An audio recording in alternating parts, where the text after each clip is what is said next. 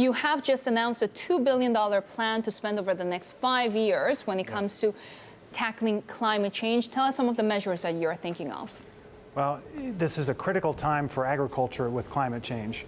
Not only are farmers dealing with the worst weather extremes ever, but also we need agriculture to be part of the solution to climate change. So we announced today a $2 billion investment going to breakthrough technologies, both to help farmers deal with climate change, so products that help them deal with high heat, drought, flooding that we're seeing today, but also help farmers reduce the impact of farming on the climate. So reduce the amount of CO2 emissions from farming, go towards carbon neutral farming, keep the carbon in the soil, higher yields so we can farm on less land and stop deforestation and actually start reforesting in the world. How close is Syngenta to an IPO? Well, we said that we would IPO within 5 years of when we were purchased by ChemChina. That was 2.5 years ago. So we will IPO within the next 2.5 years. What steps are you taking in order to prepare for the IPO? We're talking to banks, we're getting our story together. We are getting ready for when the market conditions are right and when our performance is strong. What about strengthening your seeds business in order to better compete with your rivals? Absolutely. So we made a major acquisition last year in Brazil and Argentina, very important markets for us. We've been investing in our base business, adding more research capability, more commercial capability, more digital tool capability, which is very important. And now we're focused on significantly expanding our capability in China. We want to be leaders in China ahead of our IPO. And just characterize for us, when you talk about being leaders there, how important that market is, what kind of growth or penetration you want to see in China?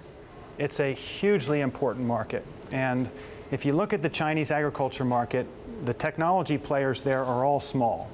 Many Chinese seed companies, many Chinese crop protection companies.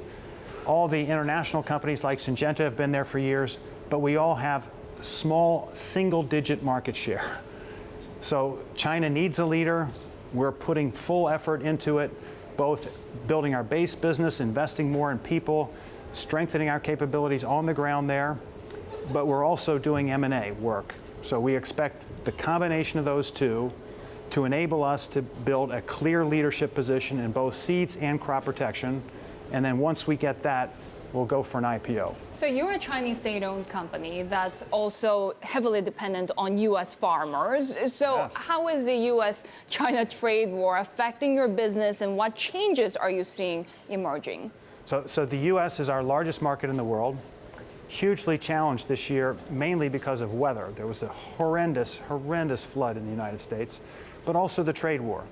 So next year, we're hoping for better weather, but we're also really hoping that a trade deal can happen, at least in agriculture, because it's really important both for China, who needs the agriculture products that the U.S. farmer produces, but also important for the U.S. farmer that needs the Chinese agriculture markets. So we're trying to encourage that a deal gets done. We would love to see that happen. It would be great for the U.S. farmer. And by the way, the U.S. farmer is the most productive in the world. That's why we have so much capability here to serve the U.S. farmer. And the China market is the biggest market in the world. So it would be great to have those two lined up again. It certainly would. Of course, there's a lot that has to happen between now and then. I mean, how much concern, and obviously you may even hear it from the Chinese side, progress is being made on trade tensions, because you're a company that could well be caught right in the middle of that. Well, we feel that things are getting better. We're hoping that something happens in the fairly distant future. But at the same time, we've got a large business all over the world. We're in every single market around the world.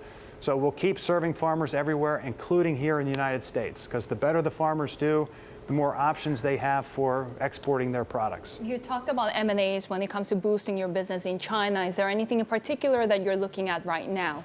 Yes, there are a number of things we're looking at now, both strengthening our base business, growing organically, strong double digits, but also acquisitions that I expect to announce sometime next year. We have heard from the Chinese ambassador to Switzerland that ChemChina's acquisition of Syngenta was a mistake. Remember that? And that he's actually prepared to tell the enterprise to sell the pesticide maker. Have you heard anything else on this front?